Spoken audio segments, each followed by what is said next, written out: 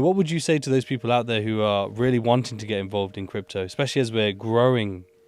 The industry's grown phenomenally over the last 10 years, but where we're going, as you say, it could be the next generation before we start to see real mass adoption on that level. But for those who really are interested, but they don't know where to start, or they haven't got that right mindset, as I said, they're still looking at the signal route rather than actually wanting to make that money and paying attention. Now, what would you say to those people? The year is 1848. And in the eastern colonies of the United States, rumors begin to surface that in the West, they had found gold near something known as the American River.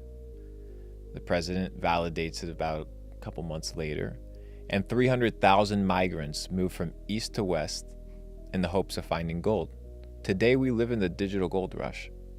Your ability to access information, resources, connections at the fingertips is insane. It's something that has never been possible before. Opportunity without leaving the comfort of your home. Is it easy?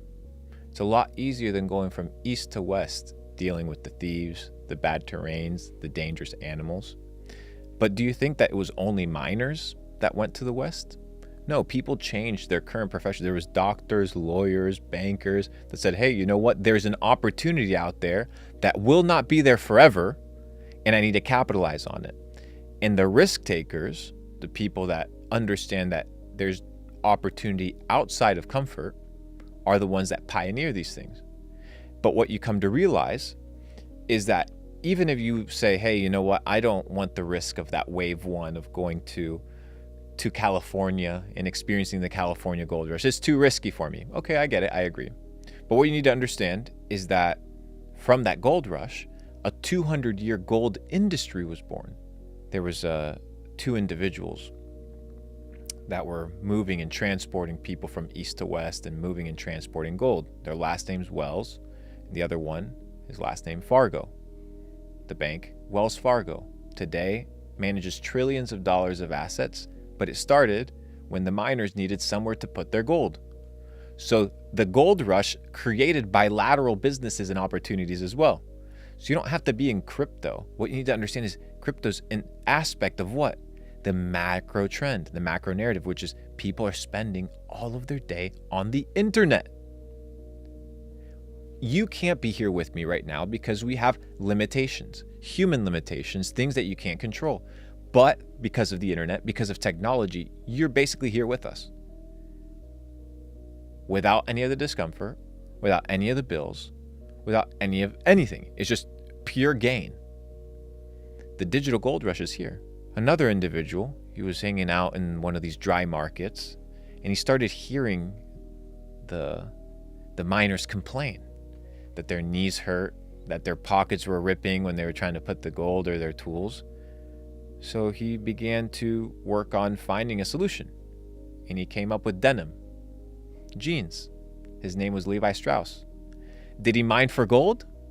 No, but he got rich in the process because he solved a problem, understanding that within the macro trend, there was opportunity. For me, hey, it's crypto. You know, I understand the market. I've been in Bitcoin since $588, 2016. It'd be foolish of me to leave after spending 8 years in the space.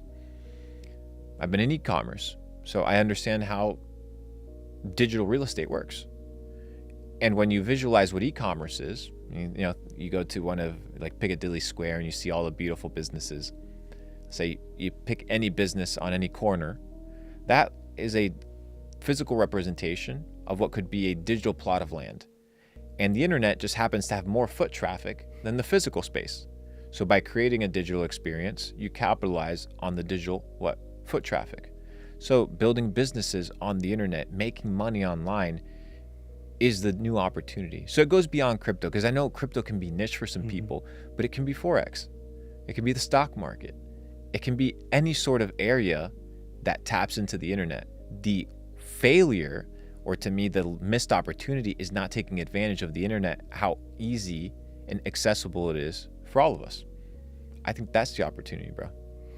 I couldn't agree more. I actually couldn't agree more. And one thing off the back of that is, like, where do you feel like that space is heading? Because as you said, it's in such a short space of time, it's been created, and it's created such a huge opportunity. But where do you think it's heading in the, say, near future, in the next 5 to 10 years? What is crypto? Crypto is a form of money. So what is money? Money is a technological advancement of commerce. 4,000 years ago, you owned a beautiful plot of land with great, beautiful olive trees, and I owned 50, maybe 70 cows. And I saw that plot of land. I said, you know what? I want that plot of land. Let me go to Riz and ask him, hey, how much is it? Well, you already have cows, actually, so you don't need the cows that I have, so we can't actually transact. So I have to go sell my cows for some pigeons because you want the pigeons. Now I come back, I bring you the pigeons. One of them dies, so I have to go back and get another pigeon. And then finally I get the plot of land. Now you have the pigeons, and you have to go figure out somebody that wants pigeons in exchange for you to get the next service or the next good. So the problem was with the bartering system, there was no ability to scale, no ability to build monopolies, because there was no ability to sustain wealth, and there's no what? Medium of exchange that we both agreed upon. We introduced the next form of bartering, the next form of commerce, coinage.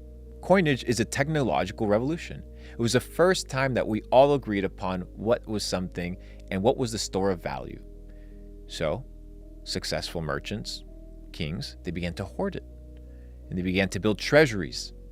And now they began to conquer more lands because they no longer were limited by the limitations of bartering. You could take the coins, they wouldn't rot.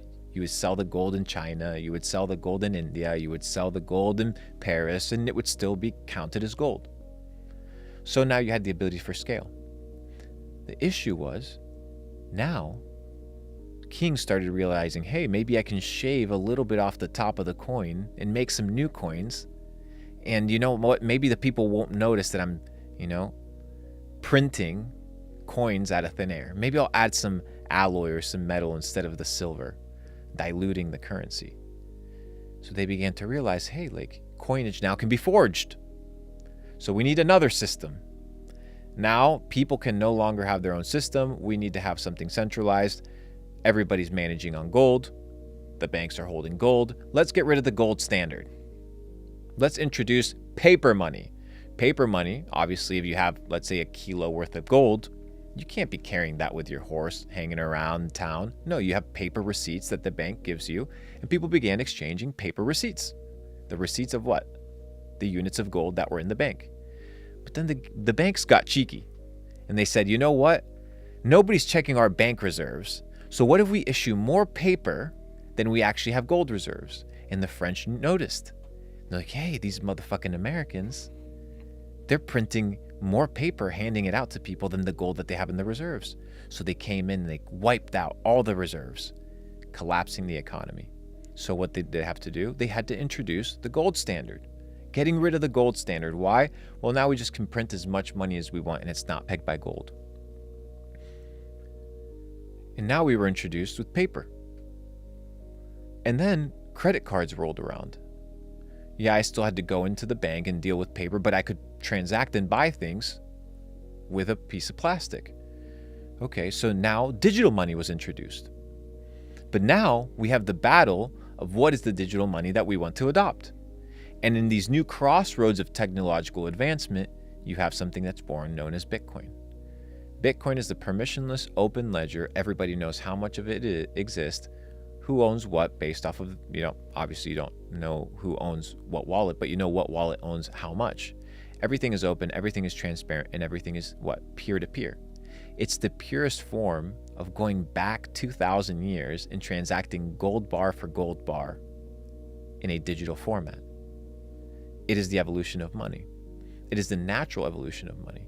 Now you have the old system, the banking cartel, that takes a fee off of us transacting. So what is the rule or what is the need of a bank today? What is the purpose of a bank? Well, Luke, the purpose of the bank is to store your deposits. No, a bank does not hold deposits.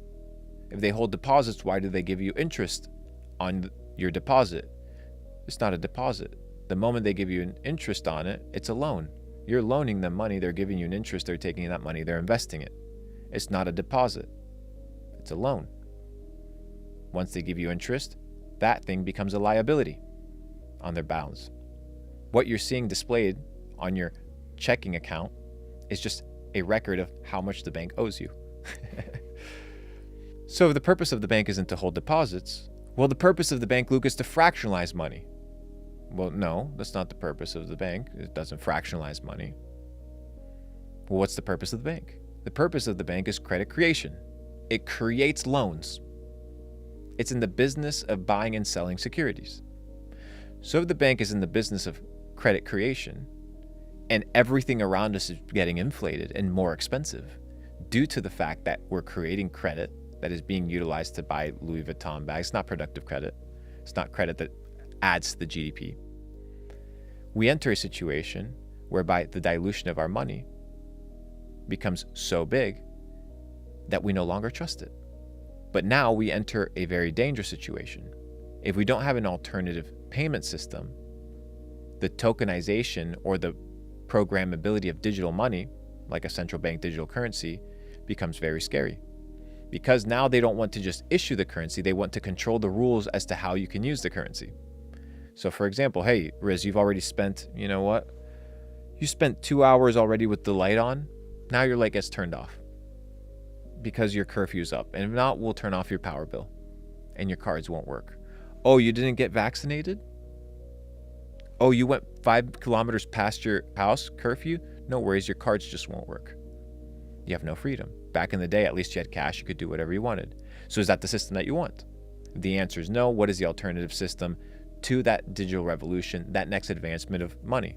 In my opinion, it's Bitcoin, digital currencies, things that are decentralized. So it's a little bit of how I've been thinking about and theorizing this idea of Bitcoin and rationalizing whether digital currencies, decentralized ones, fighting against centralized institutions are going to last. And I think people will fight for it. Do you think they will?